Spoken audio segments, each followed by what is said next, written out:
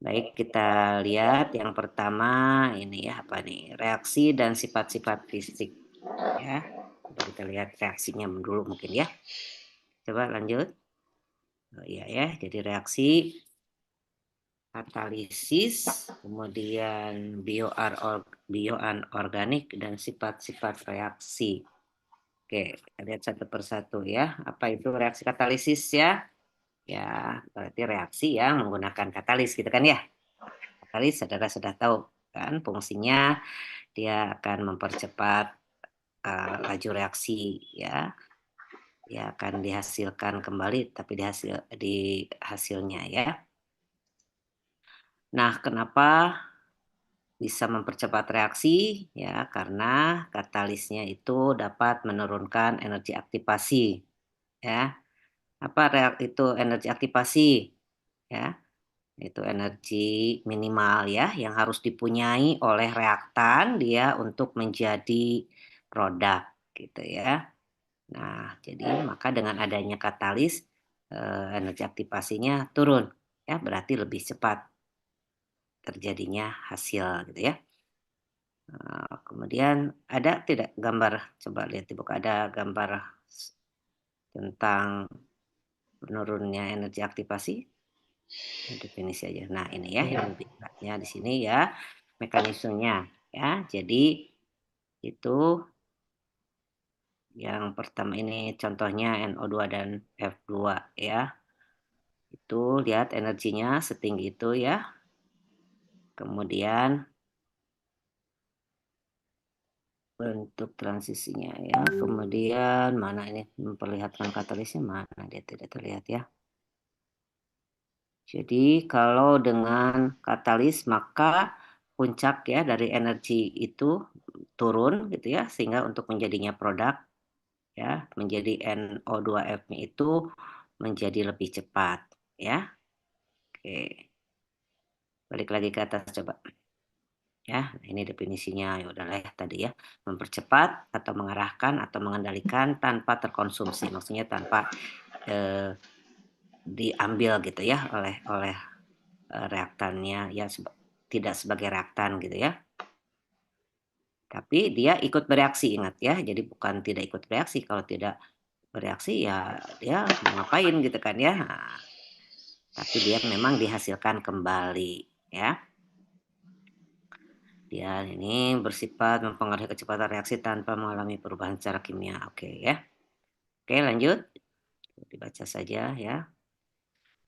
Jadi kalau ini digambarkan lagi fungsi katalis ya. Tadi berdasarkan definisinya maka katalis fungsinya sebagai aktivitas ya.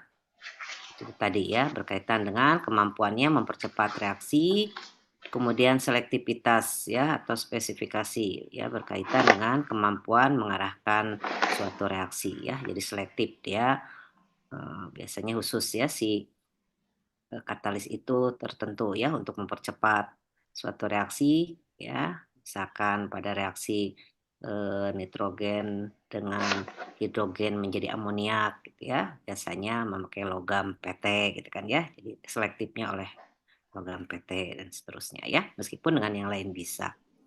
Kemudian fungsi yang ketiga stabilitas atau lifetime-nya ya berkaitan dengan kemampuan menahan hal-hal yang dapat mengarahkan terjadinya deaktivasi ya. Jadi stabil pada saat terjadinya reaksi. Jadi dengan adanya katalis itu tidak mempengaruhi ya atau dia tidak apa namanya di sini tidak tidak menahan ya reaksi yang terjadi ya. Jadi dia stabil ya. Jadi aktivitas, selektivitas dan stabilitas. Oke, lanjut. Nah, ini kan yang barusan aktivitas yang di atas tadi. Definisi masing-masing ya. Ini sudah tadi ya. Jadi aktivitas itu suatu ukuran katanya yang dapat menjelaskan seberapa cepat reaksi berlangsung dengan adanya katalis ya. Jadi ini secara kuantitatifnya dihitung ya. Jadi ukuran ya aktivitas itu. Mana laju reaksi itu biasanya diberi simbol R rate gitu ya. Dihitung sebagai perubahan jumlah reaktan per waktu ya. Kita sudah tahu ya. Jadi DA per DT gitu ya. per dNA per dt. Ya, diferensialnya. Oke. Kemudian kalau dilihat hubungannya tadi kecepatan reaksi itu dengan energi aktivasi ya seperti rumus di bawah itu Arrhenius ya. K sama dengan A E pangkat minus EA per RT ya. Atau lebih mudahnya lagi supaya tidak ada pangkat di situ ya, ada epsilon maka biasanya pakai ln ya. Jadi ln K sama dengan ln A min EA per RT gitu ya. Coba itu langsung lanjut. Nah, ini ya, ini apa ini? Yaudah, yang barusan saya sebutkan ya, KA ini kemudian dibuat lonnya atau lohnya ya. Lon sama loh itu tinggal penggantiannya ada pengalinya 2,303 ya. Nah, itu hubungan antara kecepatan ya atau K dalam hal ini ya konstanta kecepatan dengan energi aktivasi. Oke. Lanjut. Apa ini contohnya apa ya? Contoh aktivitas energi aktivitasnya. Oke, ya jika diketahui pada dua keadaan gitu ya, maka rumus yang tadi menjadi loh K1 per K2 EA per 2,303 R seperti 1 seperti 2 ya. Jadi misalkan diketahui K-nya masing-masing dan T-nya, maka kita bisa mencari energi aktivasinya. Oke. Ya, energi kilojoule per mol. Lanjut. Kemudian selektivitas tadi ya menggambarkan seberapa besar reaktan diubah menjadi produk yang diinginkan ya sudah tadi ya secara selektif ya. Lanjut stabilitas tadi ya katalis tidak ya tadi tidak mempengaruhi itu ya baik untuk parameter panas atau mekanis atau ini ya. Jadi dia stabil ya tidak merubah. Oke lanjut. Nah kemudian dalam pemilihan katalis ya harus apa di sini dipilih ya tadi ya harus mempunyai aktivitas tentu saja selektivitas dan stabilitas yang tinggi ya supaya kita memperoleh produk yang kita inginkan ya. Nah, peningkatan aktivitas di sini memberikan beberapa keuntungan. Pertama, kecepatan reaksi lebih tinggi untuk kondisi operasi yang sama, kecepatan reaksinya sama tetapi dengan throughput yang lebih tinggi atau ukuran reaktor yang lebih kecil. Oke, kecepatan reaksi yang sama pada kondisi yang lebih lunak, berupa suhu atau tekanan operasi yang lebih rendah, dengan yield meningkat ya hasilnya. Operasi menjadi lebih mudah, deaktivasi berkurang, dan selektivitas yang lebih baik.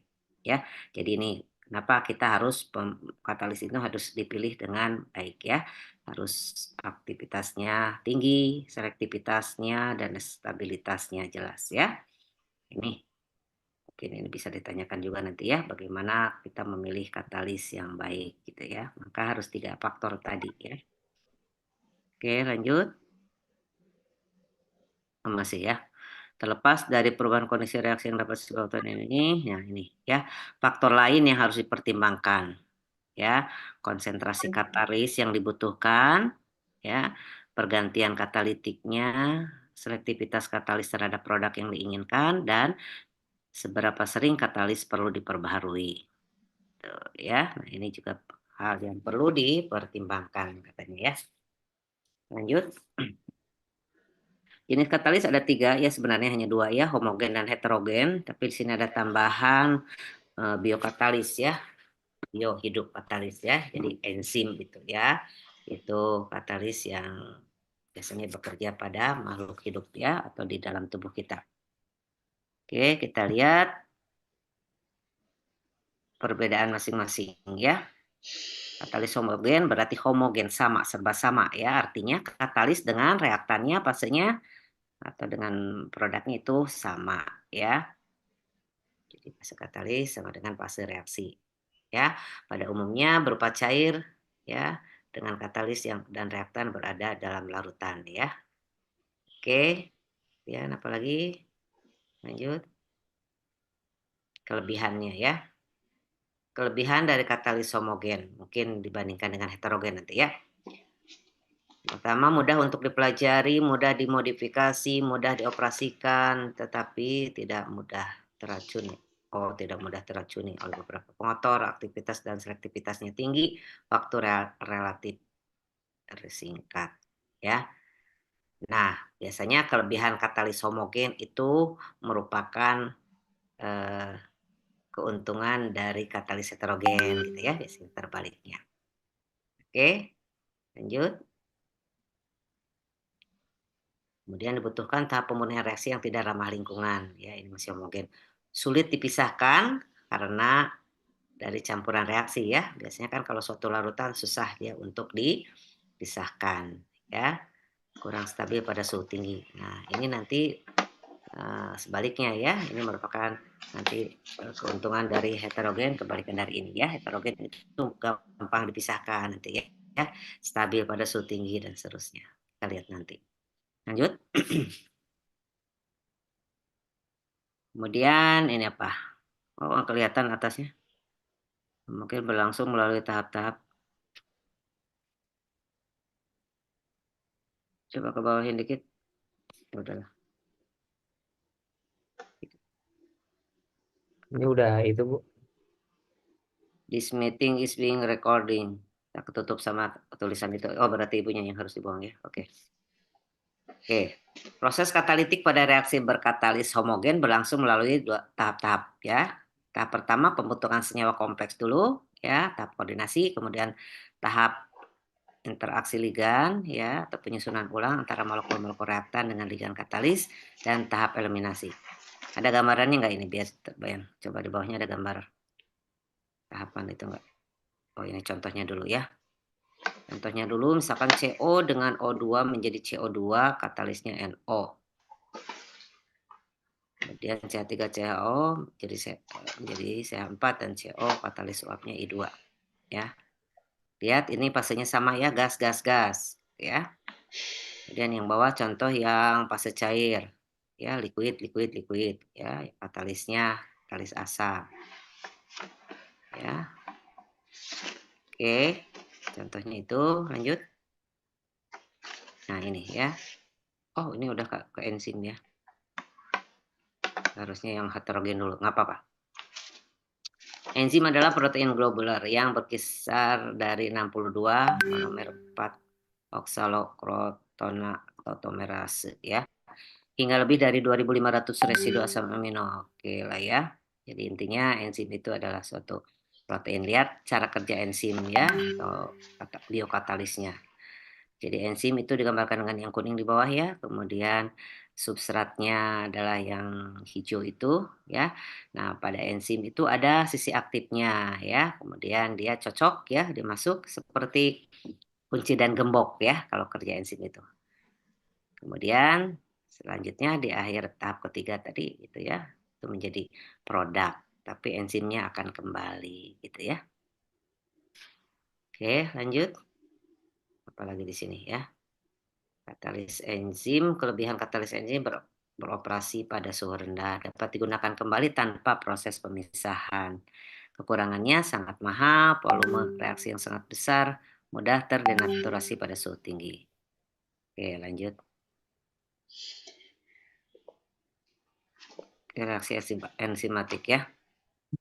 Ini biasanya nggak banyak ya kalau enzim nggak, karena nanti akan banyak dibahas lagi di biokim ya, enzim biasanya ya, lebih tahapan-tahapannya ya dalam tubuh gimana ya. Oke lanjut saja ya, ini biasanya nggak ditanyakan. Oke. Intinya sama ya, jadi reaksinya seperti tadi ya. Tuh. Intinya laju reaksi itu sebanding dengan konsentrasi reaktan-reaktannya. Oke, lanjut. Nah, harusnya ke sini dulu ya. Katalis heterogen, berarti hetero ya, serba neka gitu ya, atau tidak sama. Yakni jika fase katalis tidak sama dengan fase reaktan dan atau fase produknya tidak sama ya. Nah, pada umumnya biasanya katalisnya padatan, fase reaksinya gas gitu ya, atau cair dengan padat ya. Coba lanjut, ada contohnya? Nah, kelebihan katalis tadi ya, ini merupakan yang tadi kekurangan dari homogen ya. Penanganan akhir produknya sederhana, mudah di-recovery ya, jadi mudah diperoleh kembali, tidak korosif dan ramah lingkungan ya, sedangkan kekurangannya reaksinya lama ya. Nah, ini merupakan tadi kelebihan dari homogen itu cepat gitu ya. Suhu reaktor yang relatif tinggi. Oke, itu ya. Kemudian pembagian katalis heterogen gitu ya, ada yang heterogeneous acid ya, kemudian ada yang basa. Contoh-contohnya itu ya. Metal base katalis karbon base ya, sedangkan yang hetero yang berbasis basa metal oxide karbon group boron group ya. Oke, pembagian saja itu ya. Kita lihat ini ya. Nah, tadi ya disampaikan bahwa katalis heterogen umumnya berupa zat padat yang terdiri atas logam atau oksida logam ya. Contohnya MgO, CaO, zeolite ya, resin penukar ion. Kan contoh katalis heterogen dalam industri ya, proses katalitik namanya menggunakan katalis heterogen biasanya ya, karena mudah diperoleh kembali ya. Kemudian dipakai logam PT ya untuk mengoksidasi SO2 menjadi SO3 ya, contohnya ini yang banyak di industri. Lanjut. Ini 5 tahapan dalam reaksi heterogen ya. Bisa dilihat di situ yang pertama difusi molekul bereaksi menuju permukaan, kemudian diserap ya, absorpsi molekul pada permukaannya, kemudian terjadi reaksi pada permukaannya, baru dikeluarkan kembali ya, di desorpsi hasil reaksinya dari permukaan ya, kemudian terjadi difusi ya, jadi terjadinya hasil reaksinya itu ya. Itu gambarannya ada di bawah. Oke. Kalau ini menurut Langmuir dan Hazelwood ya, sama ya. Sini ada 4 tahap. Tahap D terabsorpsi ke permukaan katalis, kemudian berdifusi melalui permukaan, berinteraksi, kemudian sebuah molekul terbentuk terjadi desorpsi ya. Hampir mirip tadi ya, dari 5 tahapan, ini terjadinya sampai di terbentuk desorpsi. Lanjut. Oh, sudah ya katalis. Oke. Itu ya. Nah, nanti biasanya ada satu soal untuk katalis ya. Jadi saudara pahami kayaknya teorinya gitu ya. Selain dihafal juga saudara dipahami ya. Kalau hafal saja kan suka lupa ya. Kalau paham nanti ingat ya prinsipnya. Kemudian bioanorganik itu apa? Ya, bio ya hidup. Anorganik itu material ya atau logam. Itu studi fungsi logam dalam sistem biologis dengan menggunakan pengetahuan dan metode kimia anorganik ya. Banyak reaksi biologis yang diketahui melibatkan ion logam ya. Dapat juga berbagai logam yang dikenal sebagai unsur esensial walaupun perannya dalam organisme hidup masih belum jelas. Oke. Lanjut teorinya ya. Ini contoh-contohnya ya dalam tubuh ya. Misalkan pembawa elektron Fe sitokrom protein, besi belerang Cu untuk protein tembaga biru. Senyawa penyimpan logam Fe misalkan peritin ya, transferin, metalothionin ya. Nah ini ya nanti di biokim saudara akan lebih banyak membahas tentang ini ya. Kalau di sini mungkin untuk yang dasar ya, kimia organik pengetahuan secara umum terlebih dahulu ya. Oke, jadi ini seperti enzim tadi ya. Misalkan oksidoreduktase ya, itu berarti enzim. Ase biasanya protein ya, berarti enzim untuk mengoksidasi reaksi oksidasi reduksi ya. Oksigenase berarti enzim untuk jalannya reaksi ya dengan oksigen ya, hidrogenase dan seterusnya ya. Oke, lanjut.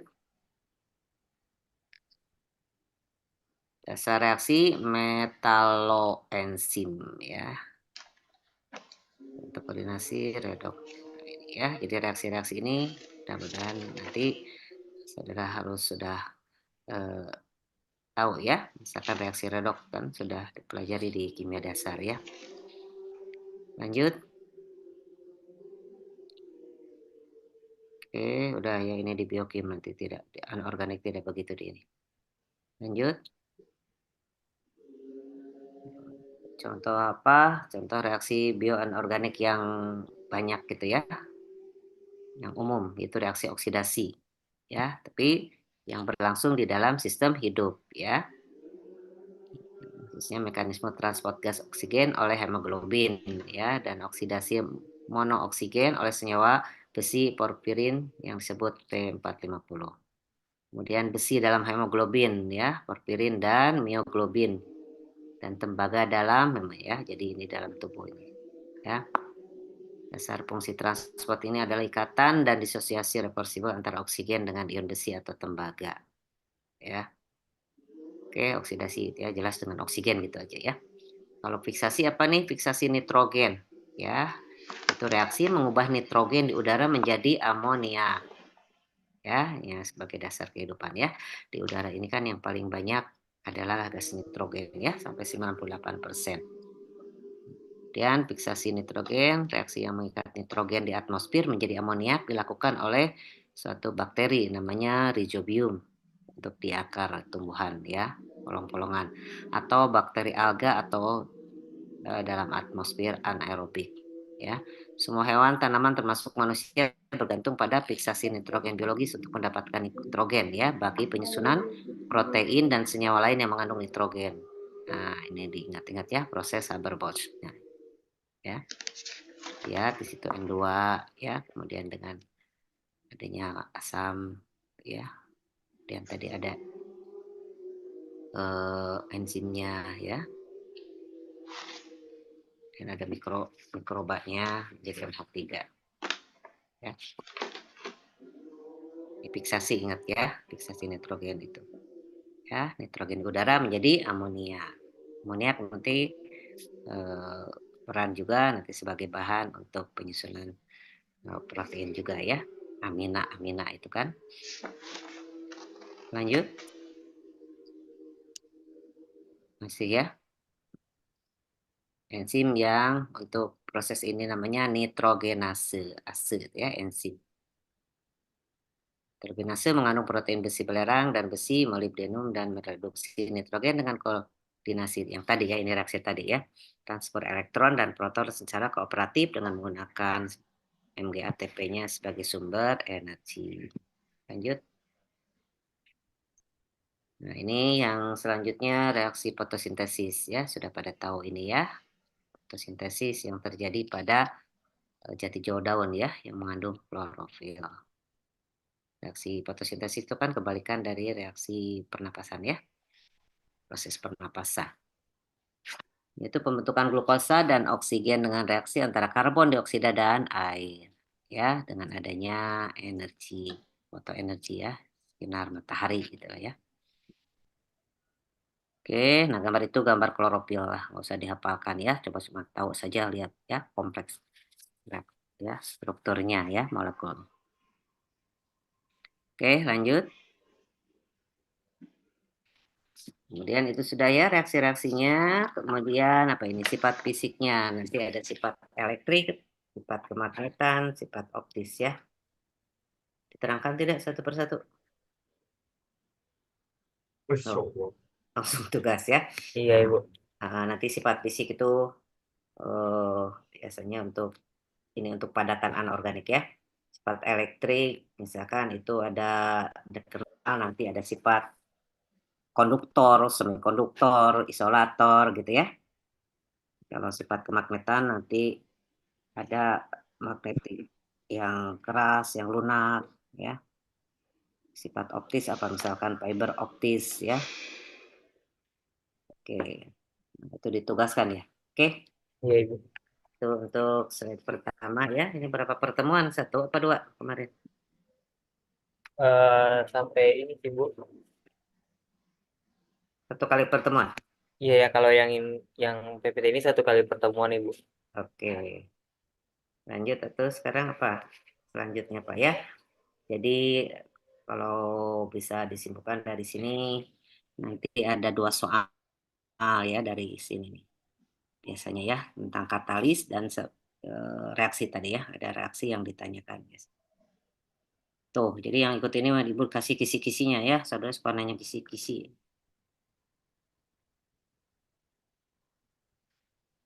Lanjut udah, ini apa? Kimia unsur, Ibu. Logam transisi. Logam transisi. Mana? Belum kelihatan Ibu. Oh, maaf, Ibu. Logam transisi. Apa transisi yang mana itu logam transisi? Oh, yang periode 4. Oke, ya. Jelas ya, yang periode 4 berarti yang golongan transisi itu kan D ya, yang mengisi orbital D dan F ya. Tuh, cepat aja nih. Oh, ada tulisan-tulisan. Ya, oke pengertian, nggak salah ya. Oke, golongan B ya. Ada berapa situ dalam sisi periodik unsur? Saudara tahu letaknya ada di mana? Ya, di tengah itu yang ada 10 gitu ya, karena mengisi orbital D. D itu kan 1 sampai 10 ya. Yang penuhnya adalah 10. Nah, sekarang ini yang ada di periode keempat, ya pasti ada 10 ya, tentang SC, titanium, vanadium, kromium, mangan, besi, kobalt, nikel, tembaga, dan seng. Ini yang paling terkenal ya, dan banyak digunakan. Ya. Di alam ini juga banyak ditemukan ya. Oke, berarti dia mengisi subkulit 3D ya, kecuali seng dan Zn pada golongan 2B. Oke lanjut ya. Jadi ini saudara pelajarinya dilihat di sistem periodik unsur ya. Ada di mana letaknya. Sifatnya seperti apa. Kita lihat. Check out katanya. Oke check it out. Ya bersifat kemagnetan, bersifat logam, berwarna, membentuk ion kompleks dan bilangan oksidasi yang beragam. Ya. Nah ini diingat-ingat ya sifat dari golongan transisi yang periode keempat ya. Periode 4 itu berarti kan baris ya, baris keempat dalam periode unsur. Oke, diterangkan satu persatu tidak? Oh iya, ya apa itu sifat kemagnetan? Ya, bersifat magnet karena adanya elektron yang tidak berpasangan pada subkulit D. Ya, tidak paramagnetik, diamagnetik. Ya, itu pengertiannya saudara pahami lagi ya. Kemudian sifat logam, ya jelas ya, semua unsur transisi itu bersifat logam. Ya, berarti dia harga energi ionisasinya rendah ya, Joliseng. Sehingga membentuk ion positif ya, atau elektropositif ya. Titik didih, titik lelehnya tinggi. Oke. Ya, ya ini di kimia dasar sudah juga ya untuk sifat periodik unsur. Lanjut. Lanjut sifat ionnya berwarna khas ya. Memberikan bermacam warna baik dalam padatannya maupun larutannya ya. Saudara sudah praktikum kemarin ya, logam Cu gitu kan. Kemudian kalau larutan CuS4 seperti apa kan warna-warni. Kemudian bilangan oksidasinya beragam ya. Oke, ada yang 2, ada 3, ada 4, 5, ada yang 6 gitu ya, seterusnya. Oke, lanjut. Ini ya, dapat membentuk ion kompleks ya, maka nanti logam di sini ya eh, akan berfungsi dia sebagai ya eh, atom pusatnya ya, karena dia elektropositif. Ya, nanti saudara akan lebih banyak lagi belajar tentang yang kompleks ya setelah ini, kalau nggak salah ya.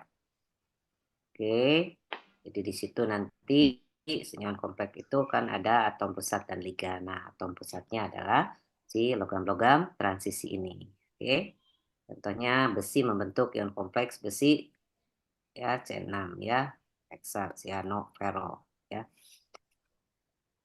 Beberapa digunakan sebagai katalisator. Oke, ya tadi sudah kita lihat ya. Sebagai enzim tadi kan itu ada logamnya. Lanjut. Kelimpahan unsur logam transisi ya. Nah, biasanya logam-logam itu berada dalam keadaan mineral ya, jarang keadaan bentuk logam yang aslinya ya. Tuh, ya. Ini juga contohnya skandium ya, bentuk senyawa dari SCSL3, SC2O3, ya SC2SO4 3 kali dan seterusnya ya, skandium. Lanjut, ada gambarnya biasanya tuh kan. Lanjut, cepat saja ya, ini pengetahuan tentang ini aja ya, titanium. Biar saudara tahu seperti apa ya,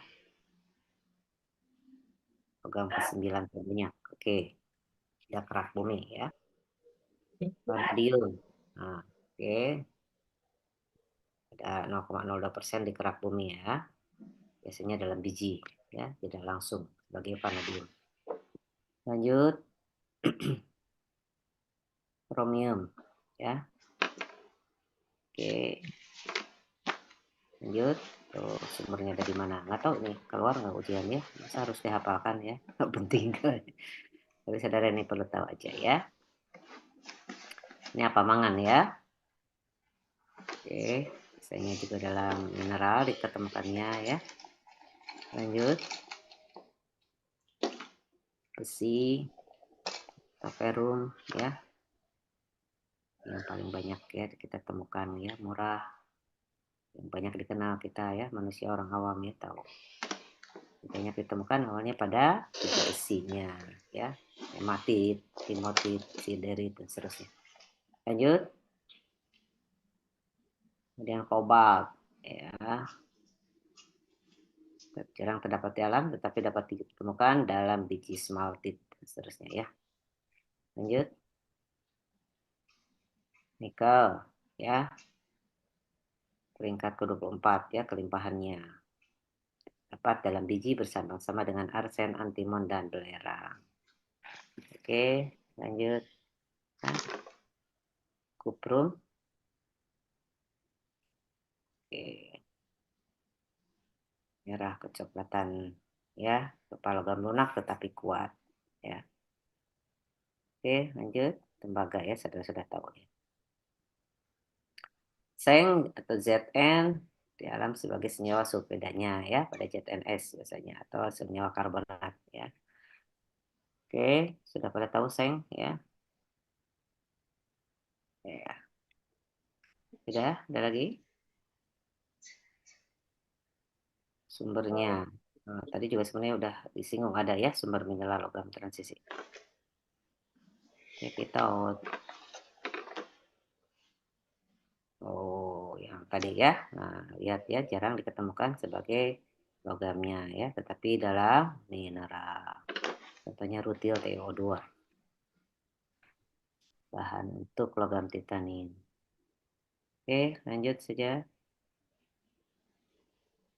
Pembuatannya, oke, dipelajari saja ya pembuatannya. Yang salah satunya kemarin praktikum kita buat tidak ya.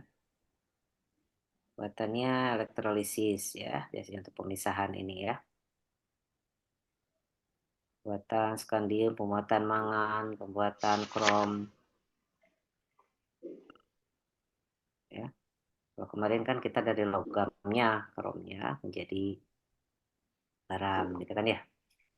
Oke, lanjut.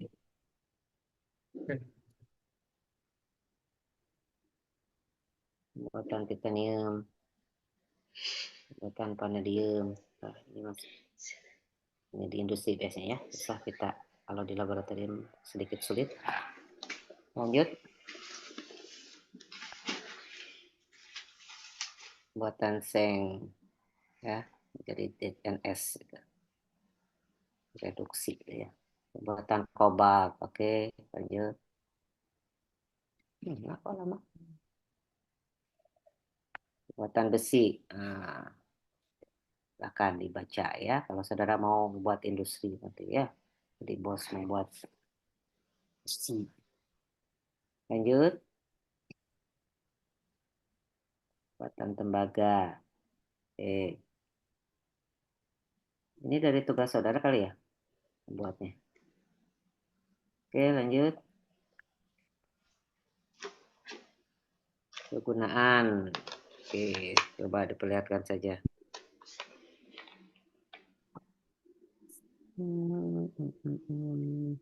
Sebagai bahan konstruksi bangunan, sebagai bahan pewarna, sebagai katalisator, tadi sudah ya. Lanjut. Nah, ini bahan skandium ya, biasa ada pada salah satu bahan dari pistol, sepeda ya. Itu pemukul ini ya. Lanjut. Titanium ya, ada pesawat, kemudian vanadium itu pada alat apa ini ya, listrik gitu ya, atau spare part mobil ya. Lanjut. Kromium ya, bahan itu ya. Oh, indah ya warnanya. Lanjut. Mangan. Bisa ditambahkan untuk meningkatkan kekerasan baja. Oke. Ada gambarnya? Fungsinya? Ya. Oke, lanjut. Nikel besi. Nah, bahan logam untuk ini mata uang ya. Oke, lanjut saja.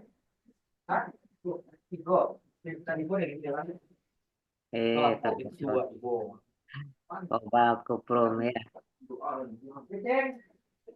Nanti Ya Ibu. itu yang bocor siapa? Kamu bocor. Ya Ibu, maaf Ibu. Ya, yang apa-apa sih. Oke, lanjut. Oke, seng ya, banyak dipakai. Oke. Ya, mungkin dari transisi apa yang ditanyakan pengertian aja kali tadi ya. Kenapa itu transisi ya? Ada di mana letaknya dalam periodik unsur, misalkan gitu ya. Aplikasi-aplikasi tadi kayaknya enggak ya, pembuatan enggak lah. Ya, itu untuk diketahui saudara saja ya.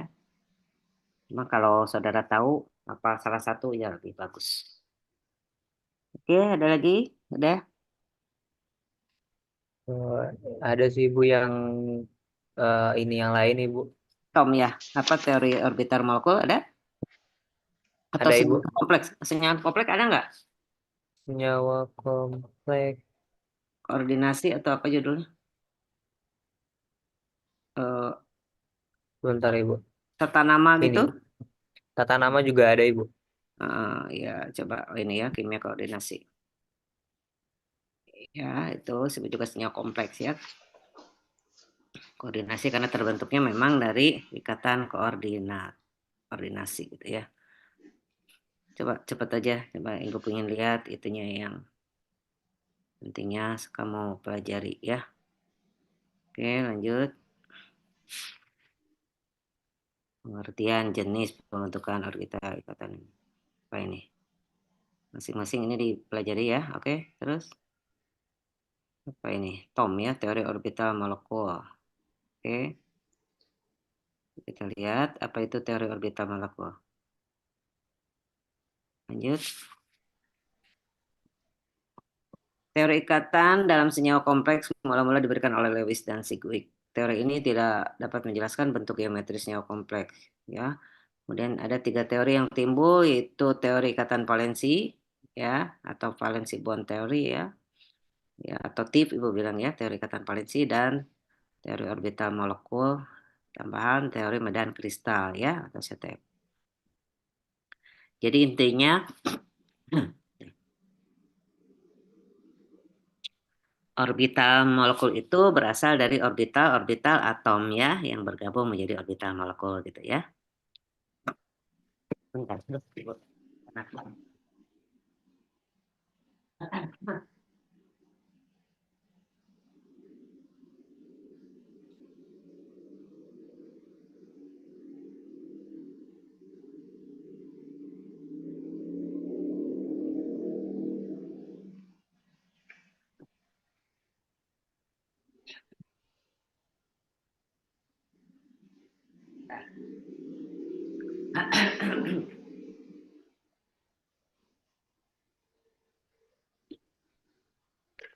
Minum habis nasa.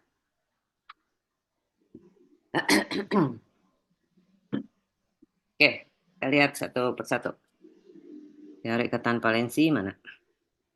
Lanjut. Oke lah, lanjut aja. Kita lihat yang gambarnya lebih ini ya. Oke, contohnya ini orbital molekul dari H2 ya. Berarti H2 itu berasal dari H dan H gitu kan ya. Kemudian H masing-masing punya satu elektron, berarti kita sudah tahu ya orbital atomnya di 1s. Lihat ada yang sebelah kiri itu ya. 1s dari 1H, 1s dari H yang lain ke sebelah kanannya. Maka dia bergabung 1s dengan 1s itu menjadi sigma ya karena antar inti. Jadi orbital molekulnya sigma 1s. Nah, biasanya di sini akan menurut teori yang tadi ada orbital yang berisi elektron dan yang tidak berisi elektron atau terjadinya ikatan dan anti ikatan. Ya, stabilitas karena orbital ikatan. Lihat. Jadi ada sigma 1s dan sigma 1s bintang sebutnya ya atau itu tidak terjadi ikatan. Ya, jadi yang dua itu ya, jadi seperti itu. Ya, di 1s sigma 1s orbitalnya. Itu untuk H2 ya. Lanjut. Contoh lain ada? Nah, ini ya yang barusan saya sampaikan. Oke. Kemudian contoh yang helium. Helium nomor 2 ya atau ada 2 elektron pada masing-masing heliumnya. Sekarang kalau menjadi H2 ya helium 2 ya meskipun tidak ada ya. Jadi di 1s ada 2 elektron, di 1s yang helium yang lain ada 2. Maka akan membentuk seperti itu ya di ikatan yang di bawahnya itu ya orbitalnya terjadi bonding ya. Kemudian yang sigma bintang, orbital sigma bintang ya itu yang energinya di atas lebih tinggi, maka itu tidak terjadi ya atau anti bonding. Nah, oke itu masih yang dua-dua ya. Lanjut ada lagi? Ya. Ini apa? Ini contoh ini. Contoh yang sudah mengisi 2S ya. Ada A dan B ya. A itu mengisi 1S dan sudah ada di 2S gitu ya. Oh, ini untuk perlihatkan saja dengan tingkat energinya ya. Saudara lihat ya. Jadi sigma 1S, sigma 1S bintang gitu ya. Setelah itu 2S sama. 2S juga ada sigma 2S dan sigma 2S bintang. Kalau terus ada lagi setelah 2S itu masih ingat saudara kan 2P ya. Nah, nanti ada 2P karena P-nya itu ada 3. PX, PY, PZ gitu kan ya. Nah, maka nanti akan terisi juga seperti ini. Intinya nanti ada bintangnya ya atau ada ikatannya sigma ya. Nanti suatu saat akan ketemu kapan itu terjadinya ikatan V-nya ya. Oh, ini gambarannya bukan contoh ya. Oke, lanjut. Ini yang barusan ya. Oke, terangannya. Ada lagi? Contohkan, besarnya energi yang terlepas dari pembentukan molekul AB tergantung jumlah energi elektron A dan B yang dilihat pada tabel. 1S1, energi yang lepasnya A plus B. Oh ya, dari yang gambaran tadi ya. Oke lah ya, jadi intinya seperti itu. Jadi nanti tingkatan energinya ya urutannya seperti ini, gitu kan ya. Oke, lanjut. Orde ikatan ya. Jadi di sini orde ikatan untuk kita tahu ya berapa yang terjadi ya ikatan antar atomnya. Separuh dari jumlah elektron yang ada di orbital ikatan dikurangi dengan jumlah elektron yang ada di orbital anti ikatan. Ya, misalkan N2 ya atau CO orde ikatannya adalah 8 kurang 2 dibagi 23. Dan ini konsisten juga dengan struktur Lewisnya ya. N itu kan nomor 5 ya. Jadi dia orbital terluarnya, elektron terluar pada orbitalnya adalah 3 ya. Maka dia akan berikatan dengan, kalau dengan H ya menjadi NH3 itu berarti dia tangannya gitu ya, kalau di kovalennya itu ada 3 ya. Nah, ini bisa dibuktikan dengan tadi ya. Kalau kita membuat N2 ya, siapa tahu tuh N2 juga nanti keluar ya. Jadi N kan nomor 5. Nanti N yang 1 5, elektronnya yang satunya 5. 5 kan mengisinya 1 S2, 2 S2, 2P, 1 gitu kan ya. Oke, nanti akan saudara hitung nanti di orbital sigmanya ada berapa, kemudian di sigma bintangnya ada berapa ya. Ternyata ada 8 nanti yang sigma bintangnya ada 2, dibagi 2. Ya, harusnya itu 2 ya.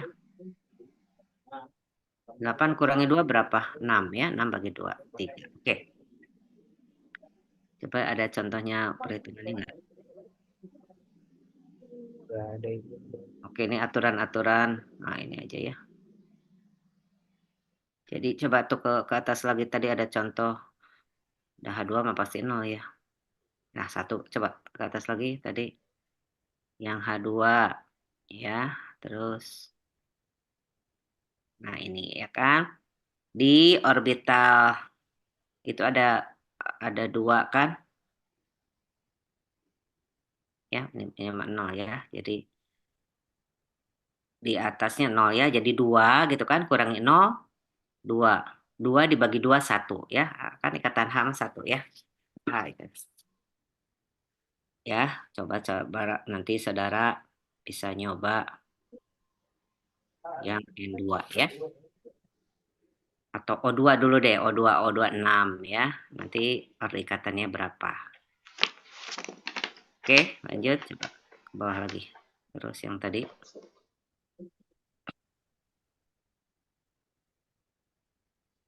Oke, ini sama ya. Aturan-aturan itu sama dengan yang pengisian orbital atom ya. Jadi dia akan mengisi elektron yang mengisi sorry ya orbital dengan energi yang lebih rendah dulu ya, yang dari bawah dulu baru ke atas ya.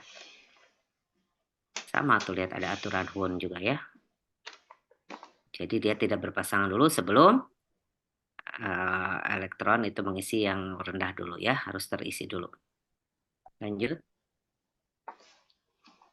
Ini udah tadi ya, udah ikatan. Di setengahnya dari jumlah energi bonding dikurangi energi anti bonding.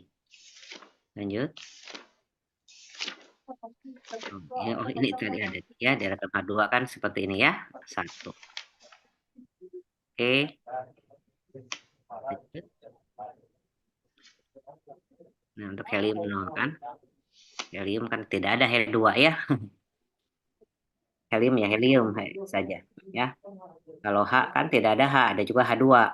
O tidak ada O sendiri, ada juga O2 dan seterusnya ya. Nah, ini dari sini awalnya. Oke, lanjut. Sekarang dalam senyawan kompleks, lanjut. Orbitalnya gimana? Banyak tulisannya tidak tulis. Itu dibaca, nanti biasanya lebih mudah dengan gambaran ya. Ya, pokok intinya senyawa kompleks itu lebih rumit ya dibandingkan dengan diagram orbital molekul yang biasa ya. Di atomik tadi.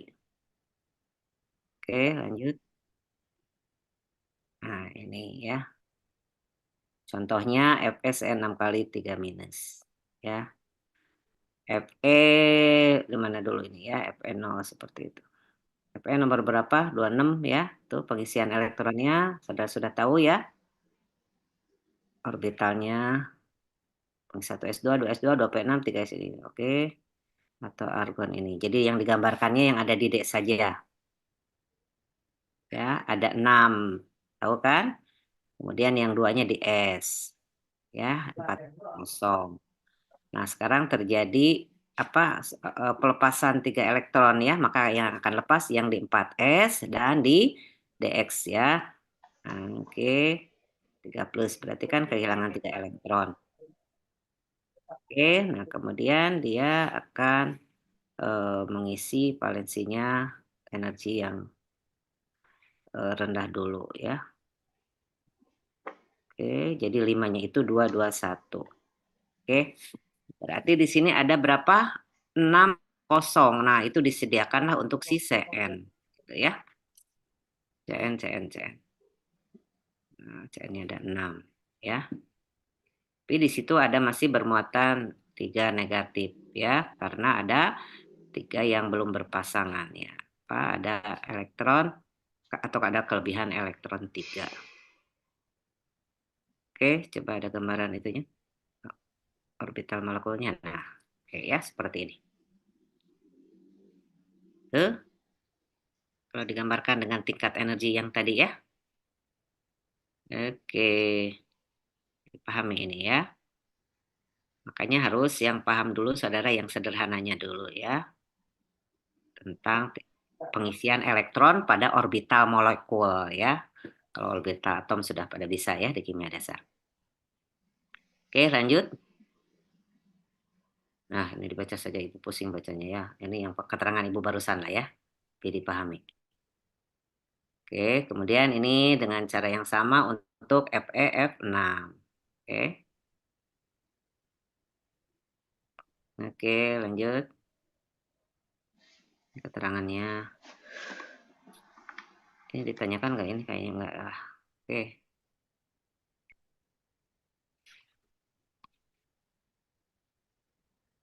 Oke, lanjut. Sudah ke sini ya? Sepertinya ini nanti akan dilanjut di setelah UTS lah sama Bu Linda ya untuk pembentukan ion kompleksnya. Oke, lanjut dulu.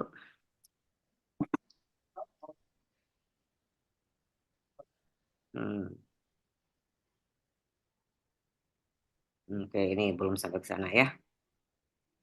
Ini bentuk-bentuknya saja kompleks oktahedral, okta berarti 8 ya.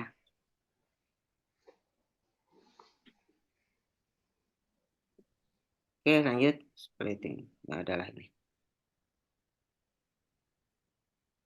Ini dibaca saja ya. Ini kayaknya nanti aja di setelah UTS.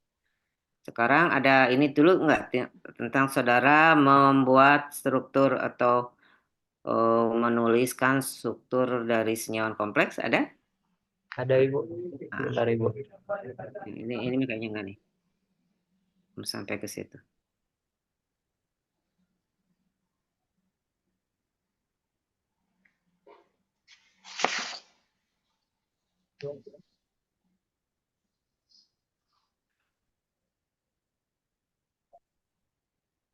Sudah pada Mungkin bisa.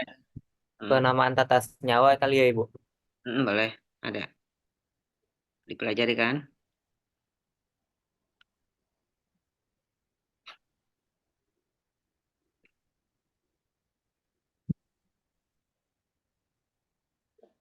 Nama ligan.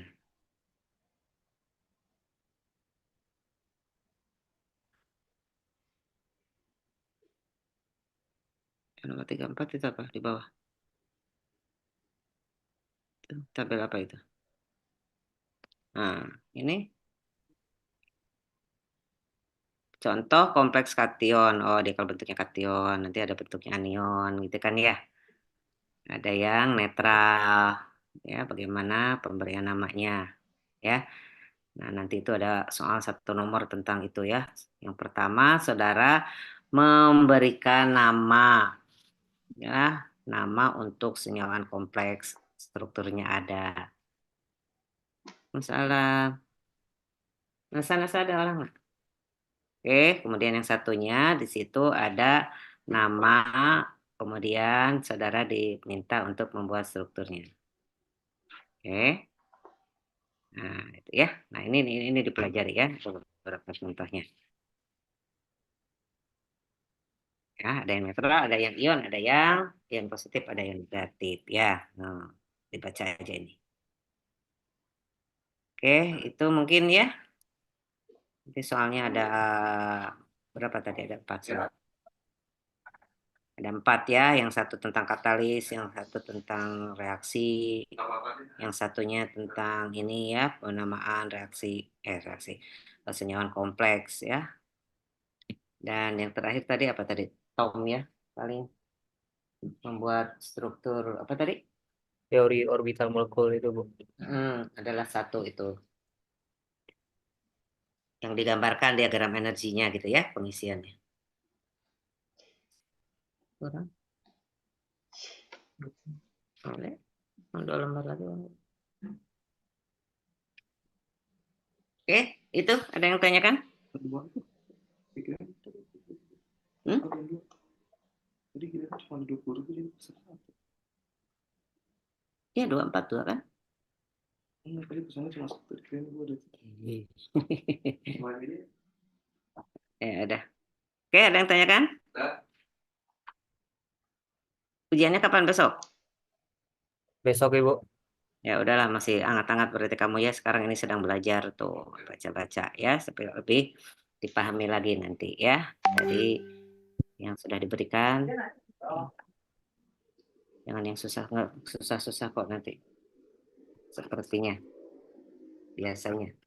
Tidak itu. Segala dikasih tapi yang keluar mah itu aja. Baik, yang lain ada yang tanyakan? Ini yang hadir ada 26 ya. Ada yang izin juga tadi, Bu.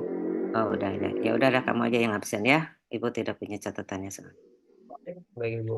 Baik ya. Baik, kalau tidak ada yang tanyakan, Ibu sudah cukupkan sekian ya. Selamat ujian, semoga mendapat nilai yang baik ya. Lulus. Amin. Baik ya. Makasih ya Yanoladi atas linknya. Tutup. Wabillahi taufiq wal hidayah. Assalamualaikum warahmatullahi wabarakatuh. Waalaikumsalam warahmatullahi wabarakatuh. Terima Ya, kasih, Ibu. sama-sama. Terima kasih, Izin lab Bu. ya. Baik, Ibu.